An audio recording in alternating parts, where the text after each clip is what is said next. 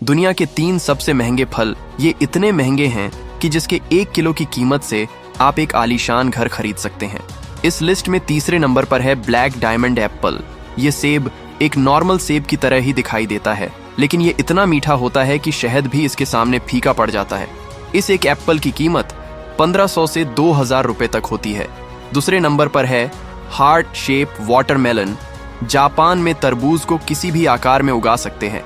ये नेचुरली ऐसे नहीं उगते, बल्कि जब ये छोटे होते हैं तब इनको एक शेप में फिट कर दिया जाता है।